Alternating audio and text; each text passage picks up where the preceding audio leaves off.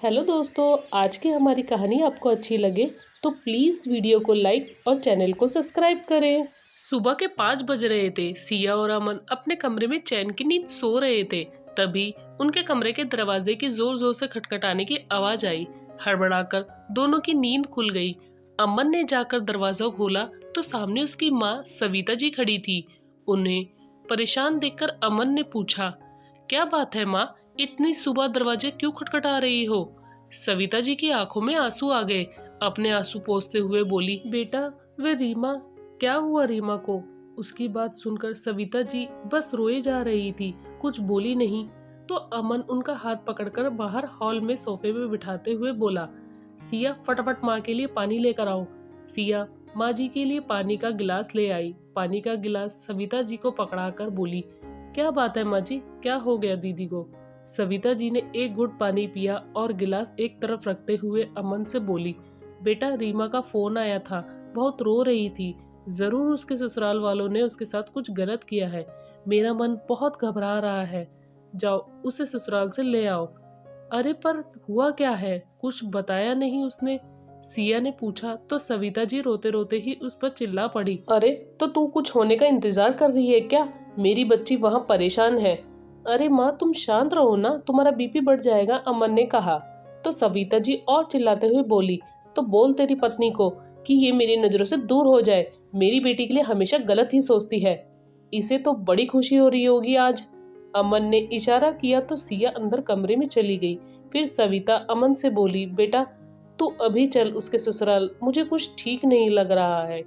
माँ जल्दी से तैयार हो जाओ, बस मैं गाड़ी की चाबी लेकर आता हूँ।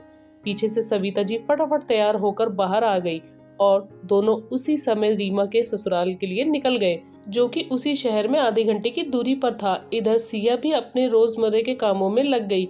फिर सविता जी और अमन के साथ रीमा भी घर वापस आ चुकी थी। घर आते ही सविता जी बोली, वे लोग ऐसे कैसे कर सकते हैं? शादी को अभी 2 महीने ही हुए हैं और आधी रात को नई बहू को अकेला घर पर छोड़कर चले गए। ऊपर से मेरी बेटी को मारा भी। समझते क्या है वो लोग अपने आप को? इधर रीमा थी कि अपने आंसू बहाए जा रही थी। अमन दोनों को शांत किए जा रहा था। सिया तीनों के लिए पानी लेकर आई और वहां रखते हुए बोली, नाश्ते में क्या बनाना है फटाफट बता दीजिए, मुझे भी ऑफिस जाना है। नाश्ते का नाम सुनते ही सविता जी गुस्सा हो गई। ये देख लो, भला कोई बहू अपने ससुराल की हुई है क्या? यहाँ इसकी सास और ननद अपने आंसू बहा रही हैं और इसे अपने ऑफिस जाने की पड़ी है। इसने एक बार भी अपनी ननद से ये नहीं पूछा कि उसे परेशानी क्या है। अरे क्या परेशानी होगी, अच्छी भली तो है, सिया ने रीमा की तरफ देखते हुए कहा। उसकी बात सुनकर अमन कुछ कहता उससे पहले ही रीमा गुस्से में बोली, हाँ हाँ तुम्हें तो खुशी हो रही होगी ना कि मेरे पति ने मुझ पर हाथ उठाया। अरे ननद रानी, एक थप्पड़ ही तो मारा था, बर्दाश्त कर लेती, आखिर तुम्हारा पति है वह। और वैसे भी नाश्ते के लिए तो मैं अपने पति से पूछ रही हूँ, तुम्हें क्या परेशानी हो रही है? तुम अपनी और अपनी माँ के लिए नाश्ता खुद बना लेना। सिया के कहते ही अमन आंख बबूला हो गया और चिल्लाते हुए बोला, ये क्या बकवास कर रही हो तुम? सिया बोलने की तमीज नहीं है क्या? तुम माँ के लिए ये कैसे शब्द इस्तेमाल कर रही हो? देख लो बेटा, तेरे सामने ही मेरी ये इज्जत है। इसकी माँ ने कुछ सिखाया नहीं ना, तभी तो अपनी सास के लिए शब्द इस्तेमाल कर रही है, सविता जी ने कहा। तो सिया बोली, अरे माँ जी, ये सब तो मैंने आपसे ही सीखा है, क्योंकि आपने रीमा दीदी को यही तो सिखाया है। सिया की बात सुनकर सविता जी तमतमाते हुए बोली, मैं भला अपनी बेटी को क्यों सिखाने लगी? उसका घर क्यों बिगाड़ने लगी? अच्छा आपने नहीं सिखाया, तो फिर तो रीमा दीदी से ही पूछो कि आखिर ऐसा हुआ क्या है कि रोहित जी ने इन पर हाथ उठाया। सविता जी और अमन ने रीमा की तरफ प्रश्न भरी नजरों से देखा तो वह चुपचाप नजरें झुकाए खड़ी रही। तब सिया बोली, अमन जल्दीबाजी में आपका फोन घर पर ही रह गया था, तब रोहित जी का फोन आया था और वह बता रहे थे कि उनकी मम्मी को हार्ट अटैक आया है, वह हॉस्पिटल में है। क्या तूने इतनी बड़ी बात बताई क्यों नहीं? सविता जी ने कहा। तो रीमा खुद ही हैरानी से देखती हुई बोली, मुझे नहीं पता था कि मेरी सास की तबीयत ज्यादा खराब है, वह तो मुझे लगा कि वह नाटक। बोलती बोलती रीमा चुप हो गई। अमन ने कहा, रीमा सच बता, रोहित ने तुझ पर हाथ क्यों उठाया?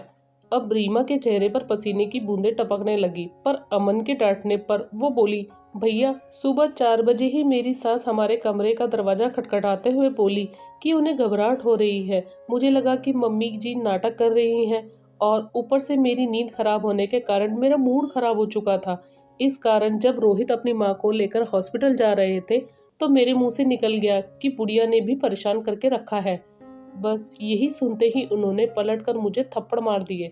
रीमा की बात सुनकर अमन को तो बहुत ही गुस्सा आया। तुझे शर्म नहीं आई इस तरह की बात कहते हुए?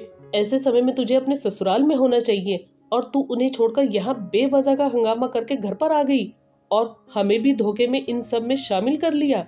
रीमा ने आशा भरी नजरों से अपनी माँ की तरफ देखा कि वह कुछ बोलेंगी, तभी सविता जी बोली, अमन इसे अभी के अभी इसके ससुराल छोड़कर आ। ऐसी बेटी की मेरे घर में कोई जरूरत नहीं जो गलती खुद करती है और इल्जाम दूसरों पर लगाती है। पर माँ, रीमा कुछ बोलने को हुई तो सविता जी पलटकर बोली जा रही थी, ये 2-4 थप्पड़ मैं लगाऊं, इज्जत से आएगी तो ठीक, नहीं तो इस तरह हमारे घर में तेरे लिए कोई जगह नहीं। माना कि मेरी जबान कड़वी है, लेकिन मेरी बहू ने कभी मुझसे इस तरह से बात नहीं की जैसे कि तू अपनी सास के लिए कह के आई है। आखिर सविता जी से इस तरह का जवाब सुनकर रीमा को चुपचाप अमन के साथ अपने ससुराल रवाना होना पड़ा और उसे अच्छे से समझ में आ गया कि उसकी गलती पर कोई उसका साथ नहीं देगा।